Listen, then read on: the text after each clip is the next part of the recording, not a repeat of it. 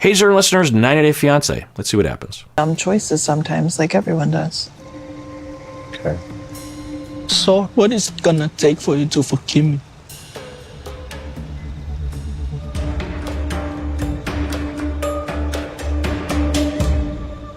So we're only seeing bits and pieces of this session, but I like this therapist style. He is in a similar camp that I am in. A lot of listening, a lot of honoring of the intensity of things, a lot of space for people to talk, a lot of focus on emotion and whatnot, at least from the clips that we've seen. So we don't really know, but the topic of recovery from infidelity is a big one. And it's not as simple as, so if I heard this in a session and Asuelu was saying, what will it take for you to forgive me? I would in my mind think, well, it's up to her, but in all likelihood, that's a long path. That's a very long journey that, we can go down, but it's going to take a while. And it's not just a choice that a lot of people can make. She's talking about how she can't have sex with him because every time she thinks about having sex with him, with Asuelu, she thinks about him being with other people and it grosses her out. That is very common. Infidelity will often have that effect on the victim of the infidelity. So I'm worrying, though, that the show, the producers, or something is pressuring her to move forward or to forgive early or to let go of it, let it go. And if I were there, I would do what I could. I would say in this instance, and maybe the therapist did say, we don't know, we see edited, but I would say something like, so Kalani, where are you with forgiveness? And I'm going to tell you, as your therapist and as someone that's worked with a lot of people going through infidelity recovery, victims of that, I would never pressure anyone to forgive. It takes a long time. You're completely free to go the rest of your life without ever forgiving. That's a choice that you make. Well, to be specific, it's a choice that you make to go down a road to progress towards forgiveness. And, there's a lot of different definitions to forgiveness, but mine is forgiveness is when you no longer have the negative feelings of resentment and anger about the transgression. You remember it, and you might incorporate the memory of the transgression, the cheating, into your decisions moving forward, but you're not holding it over the other person anymore. But you can continue to have those feelings if you want to. You can choose not to go down a road of forgiveness, and that is fine. It's a choice that only you know the answer to, and don't let anyone pressure you. Asuelu, me, your family, society, religion, sexist, misogynist people who are just trying to paternalistically get you to shut up and not have feelings. And also, infidelity is a very intense experience. It is not just the incident of infidelity. It's not like, I made a mistake one night. It completely upends one's trust, one's associations that you have with your partner. It can really taint the very notion of your partner that can be irreparable, however you pronounce that. I feel like I've heard both. Anyway, meaning that she might, no matter how hard she tries, never be able to be romantically and sexually attracted to Asuelu because of what he did. That's the consequence of cheating. That happens. So, I would give her that permission to be whatever she wants to be and take whatever path she wants to take. So I'm worried, though, that the production, the television show, is wanting her to accelerate because they don't want them to break up, because they want people to film and they want them to be on future seasons, or they're looking for a happy ending or something, meaning that they get back together. So, there's a lot of logic to her using this period of time to end the relationship. There's a lot of reasons to break up. They've already moved apart emotionally quite a lot, sexually quite a lot. She's met someone else. They're in a venue where they can talk about it openly for 2 weeks, if she wants to, of course. And, she can make that choice. She seems to be heading in a direction of re-engaging with him, which, I don't know what to think about that. But without ongoing therapy after this, I can't imagine things changing that greatly between the two of them. So, I wouldn't say that to her. I wouldn't say, it'd be logical if you broke up. But maybe I would say something like, whatever path you want to take, if you want to break up, I will support you. If you want to try to get back together, I will support you. If you want to still think about it, I will support you. Just because sometimes people believe that couple therapists have an agenda to bring people back together. And there seems to be some of that going on the show, which I don't appreciate, to coerce or subtly pressure people to do something when they don't want to do it, trying to get people to let go of it, that sort of thing. So I'm not saying that this therapist is doing that, but so let's see what she says. So what is it gonna take for you to forgive me? I don't know. I think that's why I feel confused, because I've never felt just friendship with you before. So now I don't know how to undo that. And then with sex. Interesting. I think she's saying that she's no longer in love and she is a co-parent with him. Interesting, yeah. Not that she can't find that spark again, but it appears to be gone. I feel like I've done a lot of bad things in our relationship, and I really want to work on myself, and I need to treat my wife better. He's kind of a conundrum because he seems genuine. He's crying in a genuine way. It's not like Ed where we get this facade seemingly, but then he continues to do a lot of things. And I'm thinking, some people would email in and say, men from these parts of the world, they're raised, they're babied, they're also raised in a very sexist society where they're often given a lot of leeway, and they often will make a lot of mistakes, and they could commit a lot of transgressions in relationships, and there might be a lot of pain, but the other person never leaves them. The mom never leaves dad, kind of a thing, or very rarely will. And so is he just thinking, well, this is all normal life and you make mistakes and I feel bad, but we'll get over it? Because he seems to care, and he's not blaming, he doesn't do any of that. So then you wonder, well, what kind of psychopathology or personality issue is he running into that would motivate him to do those kinds? So what kind of self-destructive motivation, or what kind of passive aggression, anti-authority, I don't know, or growing up that he still has to do, moving from dependence to a balance between independence and dependence. I don't know. He's a bit of a conundrum. I guess if I were to put something at the top of the hypothesis list, it would be that dependency. Just that, I've talked about this at length before, but in general, just this teenage mentality of, well, of course, a 14-year-old, of course I love my parents. Well, then why, this isn't me talking, but say an uncle or something. Well, then why do you keep skipping school? You're completely scaring and upsetting your parents. You're flunking all your classes. It's freaking them out. They're worried about you. Why do you keep doing that? I don't know. Because in the moment when they're at school or they're with their friends, they intellectually kind of know that this is going to hurt their parents, but kids just don't necessarily carry that around with them all the time. And so they will act selfishly, so to speak, but we expect that from that age. So if you have traumas and socialization that keeps you in that state, then you treat your wife like that.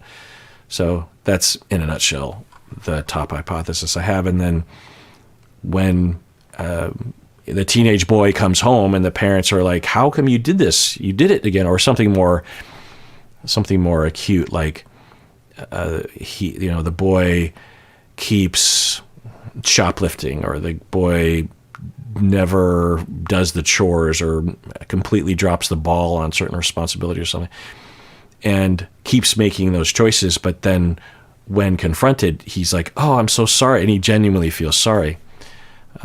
Also could be like an ADHD thing as well, a working memory executive function issue as well.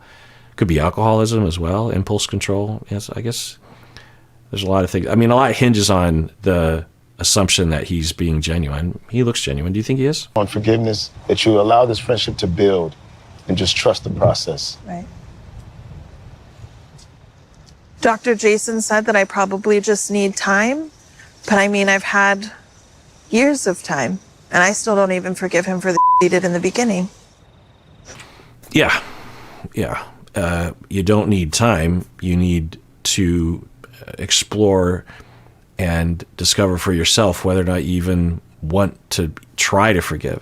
Forgiveness depends on the definition, but a lot of people think of forgiveness as something that you just do because you're a good person. Good people forgive, that kind of thing. It depends on what we mean by forgiveness, but that mentality or moral or religious teaching or societal cultural notion is ridiculous.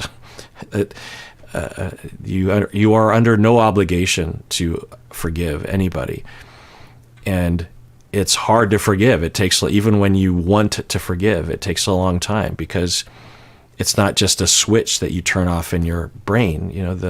The pain and the anger that you feel is understandable, and there's a lot of things that hinge upon one's ability to process those feelings such that they're not constantly present, that they're not interfering with your relationship with someone.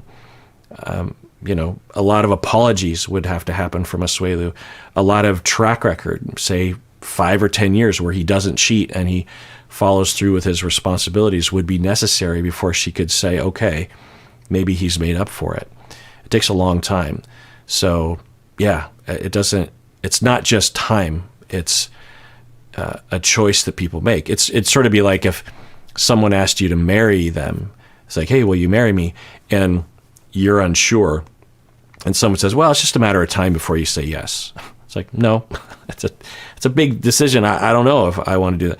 So yeah, it's not a matter of time. And she's also saying that she hasn't forgiven him for previous transgressions. And, that says, and I'm glad that she has the inner permission. She's given herself permission to not forgive, because she doesn't have to forgive.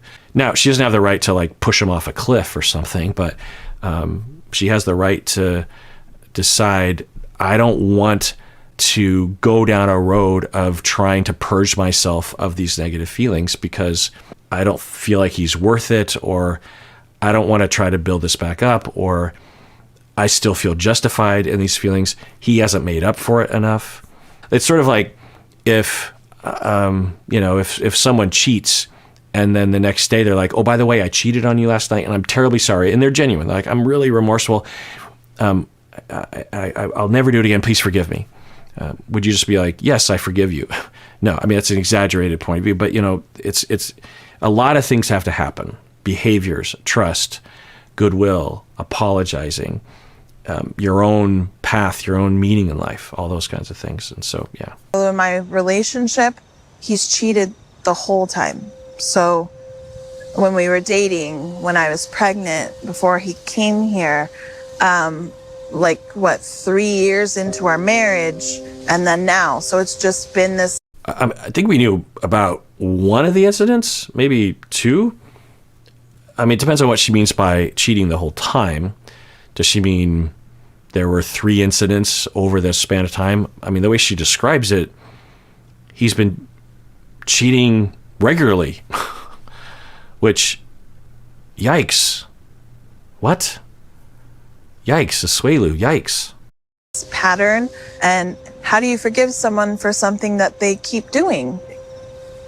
Yeah, you'd be an idiot to, well, it depends on what you mean by forgive, but you'd be an idiot to be like, I forgive you and I trust you and I believe you when you say you're never going to do it again. So I'm trying to figure out how many times she's talking about, but if I'm picking up on what she's saying like a dozen times or more or something, or I don't know. And if that's true, that really changes things, because with Asuelu, he's like, I made a mistake. I'll never do it again, and I'm really sorry. That you'd think he would say, I made if he truly was remorseful and had a shred of maturity, even at I'm not talking like his age, 27, if he had a shred of maturity of like a 17-year-old or something, or even younger, he would say, I made a terrible mistake, and I realize now, and I'm so sorry, and there's something wrong with me. I wish that more people would, that I find myself often having that reaction. I'm just like, I wish that they would just say, I wonder what's wrong with me. That is a very important question that all of us should be asking. Not, I wonder what's wrong with me because I'm a terrible person, but I wonder what normal human flaw I have that is at play when I do this pattern, or when my partner is annoyed or hurt by me. I wonder what my problem is. I wonder where I'm going wrong. I wonder what blind spot I have. I wish more people would ask that question in general and on this show, because without that, you're doomed to repeat it, as we see.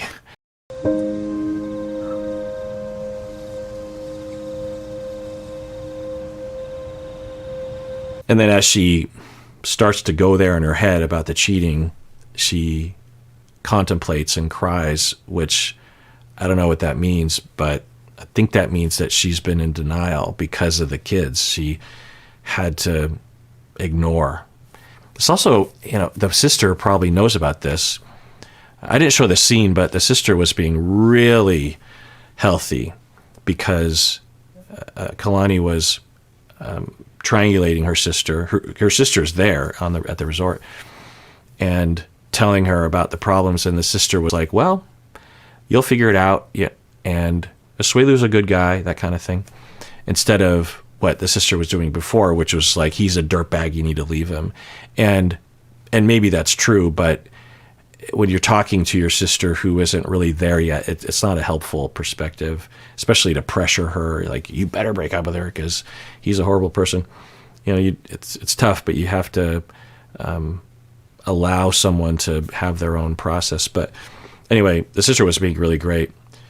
But anyway, my point is that if the sister knew about these things, it explains a lot of her bad attitude about Asuelu, because, I understood why she had a bad attitude, because there was enough on the show, the edit. Yeah, if my sister had a husband that was cheating on the regular and apologizing and then doing it again, I'd be livid. And anyway, so I wonder what is at play for her, that maybe there's also something in her personality independent of the kids that resulted in her going into denial. And we all do this because you just don't want to lose your husband. You don't want to lose the love of your life, who he used to be. You don't want to give up, because it's also extremely painful to acknowledge that someone would do that to you.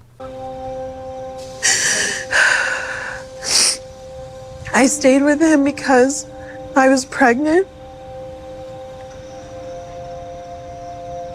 I did it because I thought we would be together forever. Wow, it's heartbreaking. It's interesting that this format is helping people to break up, which I've seen before. I've seen people come into my office and they have been fighting for 15 years, and with just a few sessions, it just gives them the time to think that they don't normally have, and to clarify. And then they very quickly decide, yeah, I think I've known I've been done for a long time, and I just wasn't able to admit it.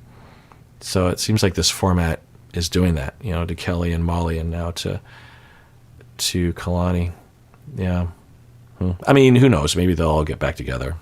So feeling my feelings just die. I also just want to honor verbally and overtly the pain that she's going through. It's makes sense. It's awful what she's been through. I'm often talking about their system and their complementary relationship, but in addition to that, she has been treated very poorly over the years by him. All right. Well, that does it for that episode of Psychology in Seattle. Everyone, please take care of yourself because you deserve it. You really, really do.